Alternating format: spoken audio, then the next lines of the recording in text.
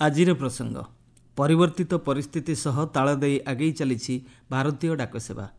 ଆଲେଖ୍ୟ ଆଞ୍ଚଳିକ ସମ୍ବାଦ ବିଭାଗ। ଉପସ୍ଥାପନାରେ ମୁଁ ମହେଶ୍ୱର ସାହୁ। ଭାରତୀୟ ଡାକସେବା ବୈଶ୍ୱିକ ସ୍ତରରେ ସବୁଠାରୁ ଅଧିକ ବ୍ୟବହୃତ ଡାକ ବ୍ୟବସ୍ଥା ଭାବେ ମାନ୍ୟତା ପାଇଆସିଛି। 150 ବର୍ଷରୁ ଅଧିକ ସମୟ ଧରି ଭାରତୀୟ ଡାକ ବିଭାଗ ନିରବଚ୍ଛିନ୍ନ ଭାବେ ସେବା ପ୍ରଦାନ କରିଚାଲିଛି।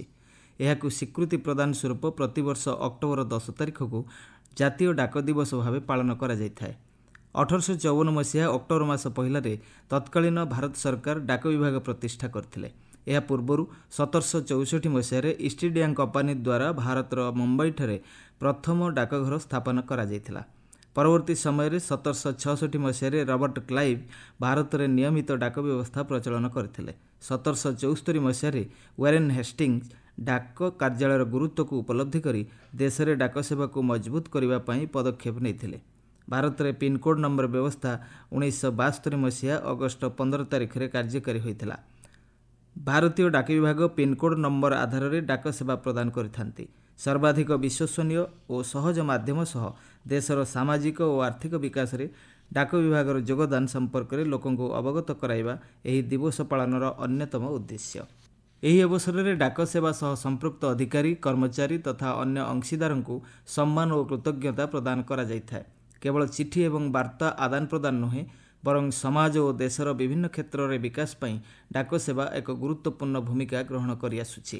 ଡିଜିଟାଲ ମାଧ୍ୟମରେ ସୂଚନା ଆଦାନ ପ୍ରଦାନର ଦ୍ରୁତ ଅଭିବୃଦ୍ଧି ଘଟୁଥିଲେ ମଧ୍ୟ ଡାକ ସେବା ଏହାର ଗୁରୁତ୍ୱ ବଜାୟ ରଖିଛି। ଉପହାର ଆଦାନ ପ୍ରଦାନ ପାଇଁ ଡାକ ଏକ ଉତ୍କୃଷ୍ଟ ମାଧ୍ୟମ ଭାବେ ପରିଗଣିତ ହୋଇଆସୁଛି। ଦୂର ଦେଶ ଏବଂ ଦୂର ବନ୍ଧୁଙ୍କ ମଧ୍ୟରେ ଏହା ସମ୍ପର୍କର ସେତୁ ଭାବେ କାର୍ଯ୍ୟ କରିଆସୁଛି। ଏପରିକି ଦୁର୍ଗମ ଅଞ୍ଚଳଗୁଡ଼ିକରେ ଲୋକଙ୍କୁ ଅତ୍ୟାବଶ୍ୟକ ସେବା ପହଞ୍ଚାଇବାରେ ଡାକ ବିଭାଗ ଉଲ୍ଲେଖନୀୟ କାର୍ଯ୍ୟ କରୁଛି। ବ୍ୟାଙ୍କ ସେବା ପହଞ୍ଚି ପାରିନଥିବା ଦୁର୍ଗମ ଗ୍ରାମଗୁଡ଼ିକରେ ପୋଷ୍ଟ ଅଫିସ୍ ମାଧ୍ୟମରେ ଲୋକମାନେ ଆର୍ଥିକ ସଶକ୍ତିକରଣର ସୁଫଳ ପାଉଛନ୍ତି।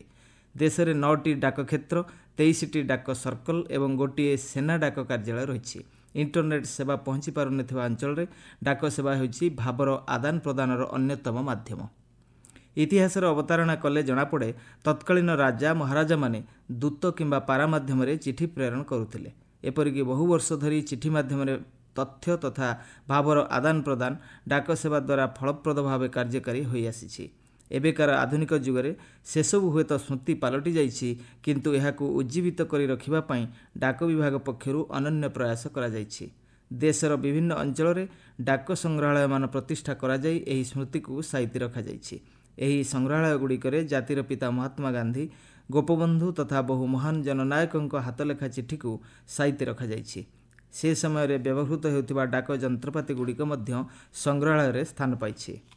ଡାକ ବିଭାଗର ମହତ୍ତ୍ୱପୂର୍ଣ୍ଣ ଭୂମିକା ସମ୍ପର୍କରେ ପରବର୍ତ୍ତୀ ପିଢ଼ିକୁ ଅବଗତ କରାଇବାରେ ଏହା ସହାୟକ ହୋଇଛି। ପ୍ରଯୁକ୍ତି ବିଦ୍ୟା ଆଧାରରେ ଡାକ ବିଭାଗର ଆଧୁନିକରଣ ମଧ୍ୟ ଜାରି ରହିଛି। 2012 ମସିହାରେ DOPIT ପ୍ରଥମ ପର୍ଯ୍ୟାୟ କାର୍ଯ୍ୟ ଆରମ୍ଭ କରିଥିଲା। ଏହା ହେଉଛି ଏକ ମିଶନ ମୋଡ୍ ଇ-ଗଭର୍ନାନ୍ସ ପ୍ରକଳ୍ପ, ଯାହା ଉପଭୋକ୍ତାଙ୍କୁ ଉନ୍ନତ ସେବା ଯୋଗାଣ ସୁନିଶ୍ଚିତ କରିଥାଏ। ପରବର୍ତ୍ତୀ ସମୟରେ ଏଥିରେ ଦ୍ୱିତୀୟ ପର୍ଯ୍ୟାୟ ପ୍ରକଳ୍ପ କାର୍ଯ୍ୟାନ୍ୱୟନ ପାଇଁ ଅନୁମୋଦନ ମିଳିସାରିଛି। 2022-23ରୁ ଆରମ୍ଭ ହୋଇଥିବା 8 ବର୍ଷ ପାଇଁ ଏହି ଦ୍ୱିତୀୟ ପର୍ଯ୍ୟାୟ ସୂଚନା ପ୍ରଯୁକ୍ତି ଆଧୁନିକରଣ ପ୍ରକଳ୍ପ ଲାଗି 5,785 କୋଟି ଟଙ୍କାର ବ୍ୟୟବରାଦ ହୋଇଛି। ଏକ ସମନ୍ୱିତ ଇକୋସିଷ୍ଟମ ସୃଷ୍ଟି କରିବା ଏହି ଦ୍ୱିତୀୟ ପର୍ଯ୍ୟାୟ ପ୍ରକଳ୍ପର ଅନ୍ୟତମ ଉଦ୍ଦେଶ୍ୟ। ଏହାଦ୍ୱାରା ଡାକ ଏବଂ ଆର୍ଥିକ ସେବାର ଏକ ଅନ୍ତର୍ଭୁକ୍ତି ସମନ୍ୱିତ ଏକକ ୱିଣ୍ଡୋ ବ୍ୟବସ୍ଥା ପ୍ରଚଳନ କରାଯାଇପାରିବ। ଦ୍ୱିତୀୟ ପର୍ଯ୍ୟାୟ ପ୍ରକଳ୍ପ ଅଧୀନରେ ଦେଶର ସମସ୍ତ ପୋଷ୍ଟ ଅଫିସ୍ଗୁଡ଼ିକରେ ନୂତନ ଇନ୍ହାଉସ୍ ବିକଶିତ ପୋଷ୍ଟାଲ ଏବଂ ଲଜିଷ୍ଟିକ୍ ସମାଧାନ ବ୍ୟବସ୍ଥା କରାଯାଉଛି। ଏହାକୁ ଆଡଭାନ୍ସଡ୍ ପୋଷ୍ଟାଲ ଟେକ୍ନୋଲୋଜି APT ନାମରେ ନାମିତ କରାଯାଇଛି। ଡାକ ସେବାକୁ ଅଧିକ ତ୍ୱରିତ, ସୁରକ୍ଷିତ ଏବଂ ଗ୍ରାହକ ଅନୁକୂଳ କରିବା ସହିତ QR କୋଡ୍ ଆଧାରିତ ଡିଜିଟାଲ ପେମେଣ୍ଟ ବ୍ୟବସ୍ଥା ଅଧିକ ଗତିଶୀଳ କରିବା କ୍ଷେତ୍ରରେ APT ସକ୍ଷମ ହୋଇପାରିବ। ସମୟର ଆହ୍ୱାନ ସହିତ ତାଳ ଦେଇ କେନ୍ଦ୍ର ସରକାର ଡାକ ସେବା କ୍ଷେତ୍ରରେ ମଧ୍ୟ ବ୍ୟାପକ ପରିବର୍ତ୍ତନ ଆଣିଛନ୍ତି। ସେବା ପ୍ରଦାନର ମୂଳ ଆଧାରକୁ ସଂରକ୍ଷିତ ରଖି ଡାକ ବିଭାଗର ବିଭିନ୍ନ କ୍ଷେତ୍ରରେ ବିକଶିତ କରାଯାଇଛି। ଫଳରେ 150 ବର୍ଷରୁ ଉର୍ଦ୍ଧ୍ୱ ସମୟ ଧରି ଡାକ ସେବା ଏବେ ବି ଲୋକଙ୍କ ହୃଦୟର ନିକଟତର ହୋଇ ରହିପାରିଛି।